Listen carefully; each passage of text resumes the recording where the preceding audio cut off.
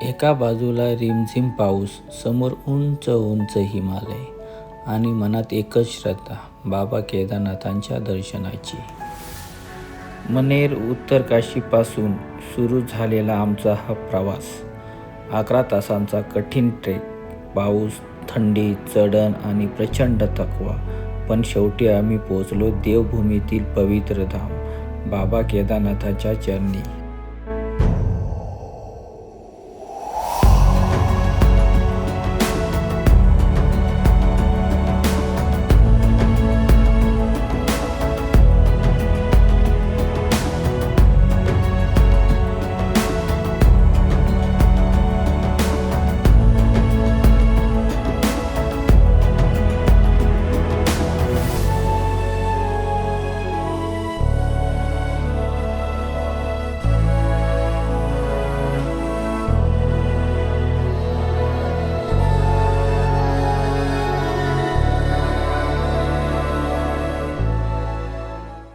नमस्कार मित्रांनो, मी निलेश आणि स्वागत आहे तुमचं माझ्या या खास केदारनाथ जर्नी लॉगमध्ये. आजच्या या लॉगमध्ये तुम्ही पाहणार आहात आमचा मनेर उत्तर काशी ते सीतापूरचा प्रवास. पहाटे 3 वाजता सुरू झालेली केदारनाथ यात्रा, गौरीकुंडपासून सुरू झालेला 11 तासांचा ट्रेक, रिमझिम पावसातला प्रवास, बाबा केदारनाथांचे दर्शन आणि या संपूर्ण प्रवासातील अविस्मरणीय अनुभव. तर चला सुरुवात करूया या अविस्मरणीय प्रवासाची. हर हर महादेव. सकाळी साधारण 10 वाजता आम्ही मनेर उत्तर काशी इथून केदारनाथाच्या दिशेने आमच्या प्रवासाला सुरुवात केली. आजचा आमचा मुक्काम होता सीतापूरमधील केदारनाथ रिव्हर रिट्रीट हॉटेल येथे. रस्त्यात आजूबाजूला दिसणारे उंच डोंगर, वळणावळणाचे रस्ते आणि सुंदर निसर्ग प्रवासाचा थकवा कमी करत होते. साधारण रात्री 8 वाजता आम्ही केदारनाथ रिव्हर रिट्रीट हॉटेल इथे पोहोचलो. हॉटेलमध्ये पोहोचल्यानंतर थोडी विश्रांती घेतली, पण खरी तयारी आता सुरू होणार होती, कारण आम्हाला पहाटे 3 वाजता उठून केदारनाथ ट्रेकसाठी निघायचे होते. अलार्म वाजला. रात्रीचे 3 वाजले होते. सगळेजण उठलो, तयार झालो आणि केदारनाथांच्या दिशेने निघालो. हॉटेलमधून बाहेर पडलो आणि वातावरण अगदी शांत होते, पण त्याचवेळी रिमझिम पाऊस सुरू होता. रात्रीचा अंधार, थंड हवा आणि रिमझिम पाऊस या सगळ्यामुळे आमच्या केदारनाथ प्रवासाची सुरुवातच खूप खास झाली. सर्वप्रथम आम्ही सोनप्रयाग इथे पोहोचलो. सोनप्रयागपासून पुढे गौरीकुंडला जाण्यासाठी वाहनांची व्यवस्था केली. सोनप्रयाग ते गौरीकुंड हे अंतर साधारण 5 किलोमीटर आहे, पण रस्त्यावर प्रचंड ट्रॅफिक असल्यामुळे आम्ही काही अंतर वाहनाने आणि साधारण 1 किलोमीटर पायी चालत गेलो.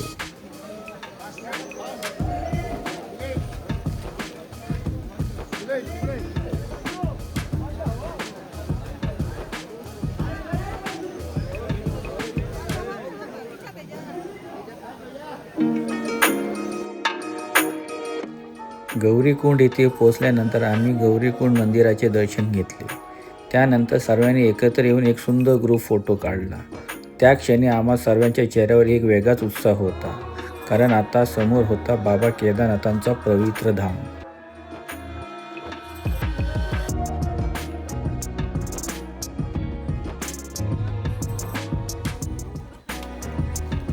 सकाळी साधारण 6 वाजता आम्ही गौरीकुंडपासून केदारनाथाच्या ट्रेकला सुरुवात केली. पाऊस अजूनही रिमझिम सुरूच होता. केदारनाथचा ट्रेक म्हणजे फक्त चालणे नाही, हा एक असा अनुभव आहे जिथे प्रत्येक पाऊल श्रद्धेने पुढे पडतं. ट्रेकचा मार्ग डोंगरामधून नदीच्या प्रवाहाजवळून आणि सुंदर निसर्गाच्या सानिध्यातून जातो. कधी चढण, कधी उतार, कधी पाऊस तर कधी थंडी, पण प्रत्येक क्षणी एकच विचार मनात होता, हर हर महादेव.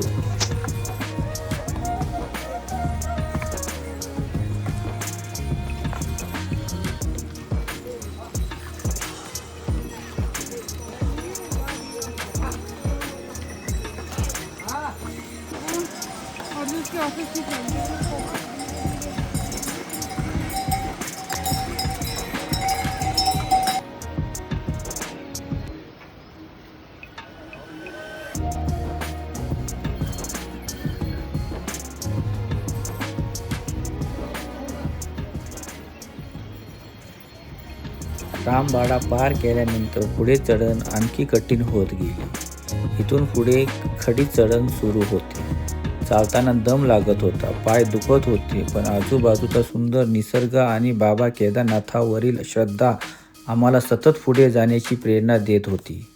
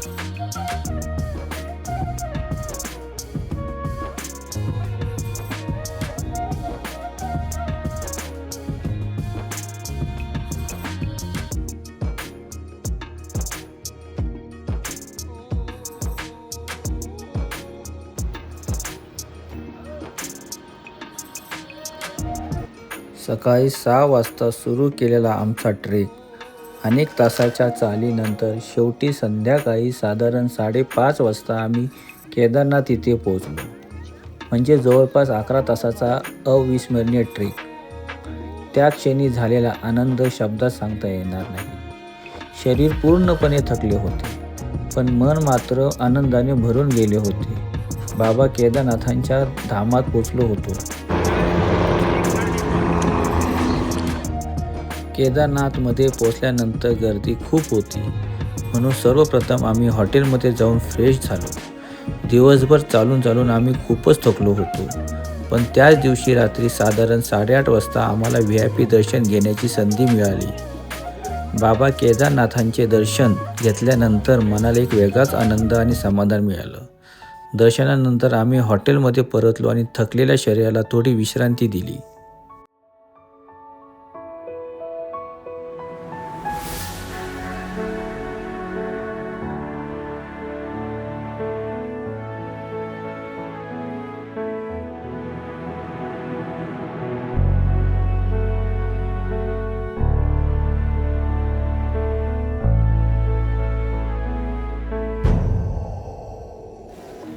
एवढा वर्ष जे प्रयत्न करत होतो, आठवण बघत होतो, तो क्षण आले.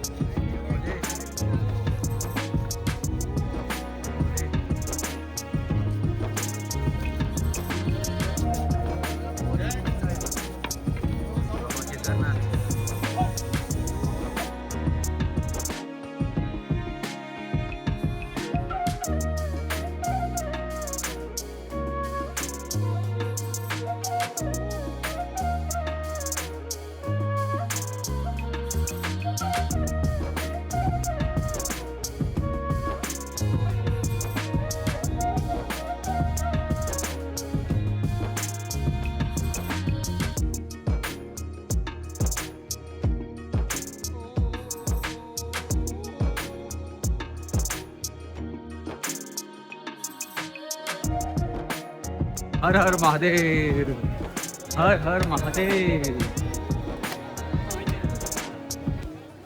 हर हर महादेव, हर हर महादेव.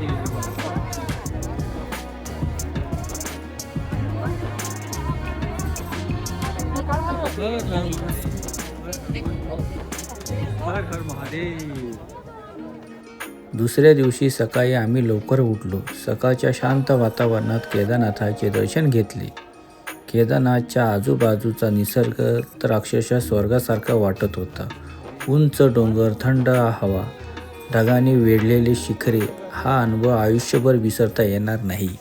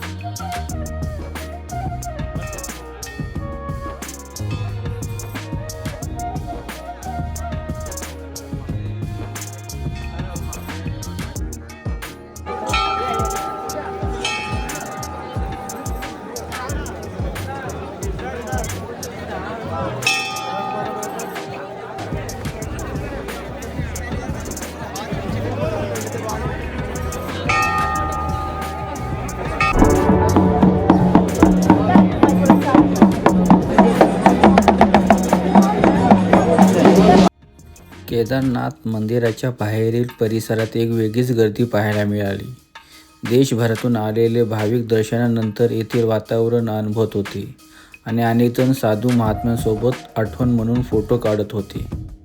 मात्र आम्हाला एक गोष्ट विशेष जाणवली. काही साधू फोटो काढण्यापूर्वी दक्षिणा देण्याची विनंती करत होते. दक्षिणा दिल्यानंतरच ते फोटोसाठी पोज देत होते, तर काही जण दक्षिणा न दिल्यास फोटो काढण्यास नकार देत होते. हे पाहून आम्हाला वाटले की प्रत्येकाची उपजीविका करण्याची स्वतःची पद्धत असू शकते. त्यामुळे जर तुम्हाला अशा ठिकाणी कोणासोबत फोटो काढायचे असेल तर आधी नम्रपणे विचारून घ्या की त्यासाठी दक्षिणा अपेक्षित आहे का. त्यामुळे कोणताही गैरसमज होणार नाही आणि दोघांचाही सन्मान कायम राहील. केदारनाथसारख्या पवित्र स्थळी जाताना श्रद्धा, संयम आणि परस्परांचा आदर राखणे हीच सर्वात महत्त्वाची गोष्ट आहे.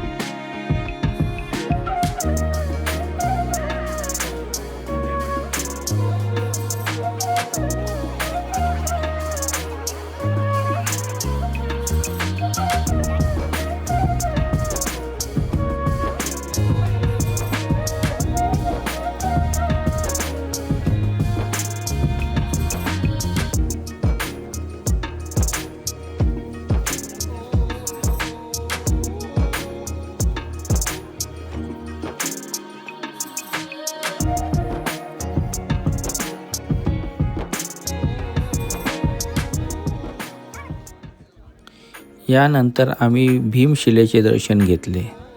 2013च्या महाप्रलयाच्या वेळी भीमशिलेने मंदिराचे संरक्षण केले अशी श्रद्धा आहे. ही भीमशिला पाहताना मनात एक वेगळीच भावना निर्माण होते.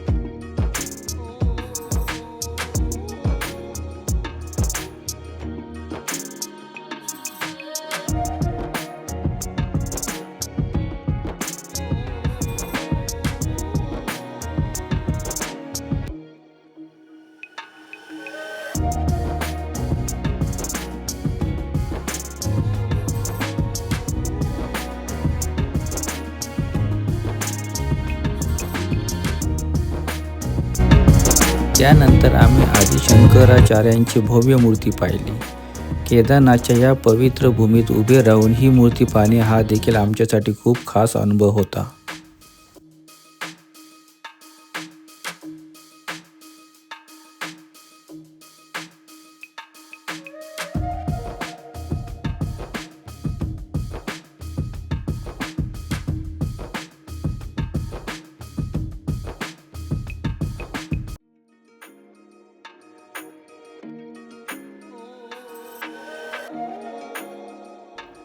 हे आहे भैरवनाथ मंदिर.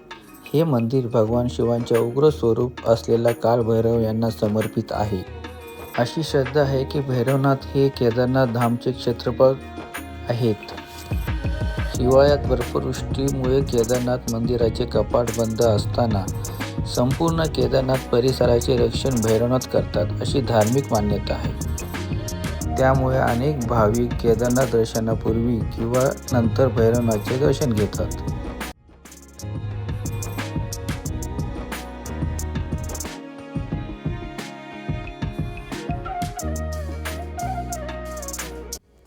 पुन्हा शेवटचं दर्शन घेऊन आम्ही परतीचा प्रवासाला सुरुवात केली.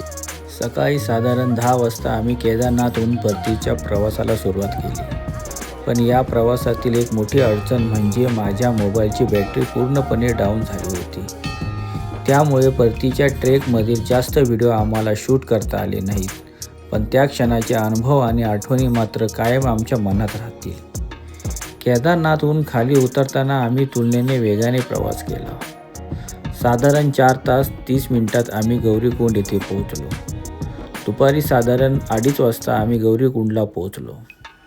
उतरताना पाय थकले होते, पण मनात मात्र एकच आनंद होता. बाबा केदारनाथाचे दर्शन घेऊन आम्ही परतीच्या प्रवासाला निघालो होतो. गौरीकुंड ते सोनप्रयाग जाण्यासाठी पुन्हा एकदा खूप ट्रॅफिक होती. त्यामुळे आम्ही साधारण 1 किलोमीटर चालत गेलो आणि त्यानंतर वाहनाने सोनप्रयागला पोहोचलो. सोनप्रयागहून आम्ही पुन्हा सीतापूरच्या दिशेने निघालो. दुसऱ्या दिवशी सकाळी ताजेतवाने होऊन आम्ही निघालो एका अतिशय पवित्र आणि ऐतिहासिक स्थळाकडे, त्रियोगी नारायण मंदिर.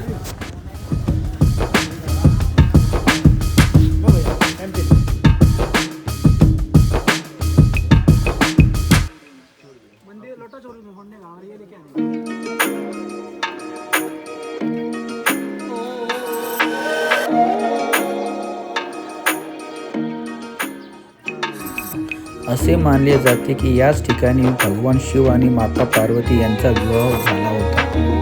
या दिव्य विवाहाला भगवान विष्णूने पार्वतीचे भाऊ म्हणून उपस्थिती लावली होती.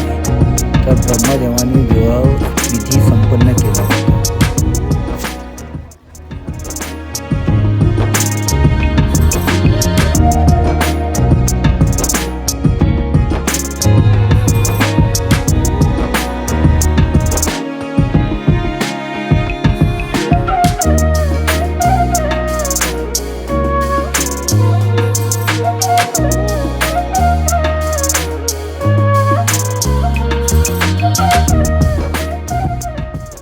बोलो त्रियोगी नारायण भगवान की जय. शिव और पार्वती की शादी हुई आज से 3 युग पहले, त्रेता युग में। ये मंदिर विष्णु भगवान का है, नारायण भगवान का। आपके घर परिवार संगति शांति के लिए जो भी पूजा अर्चना होगा वो यहीं पे होगा। पूजा से दर्शन होते हैं। प्रारंभ करते हैं। एक फूल देना। ओम नमः पवित्र पवित्रो आश्रम स्थान में देखा या श्वेत पुंडरे का अक्षर संज्ञा इसको पुंडरे का चक्ना तो पुंडरे का चक्ना तो पुंडरे का चक्ना को खाली नीचे रख दो।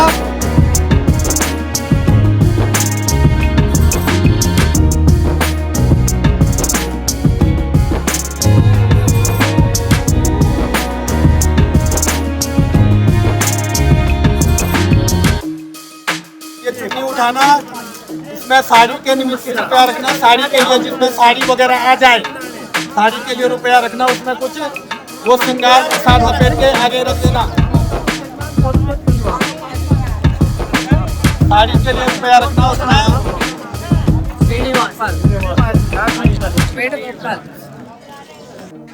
या मंदिरातील अखंड ध्वनी त्रेतायुगापासून आजपर्यंत अखंड प्रज्वलित असल्याची श्रद्धा आहे. अनेक भाविक या अग्नीची राख प्रसाद म्हणून घरी घेऊन जातात. त्रियोगी नारायणचे दर्शन घेतल्यानंतर आम्ही पुढील प्रवासाला सुरुवात केली आणि बद्रीनाथ धामाच्या दिशेने रवाना झालो.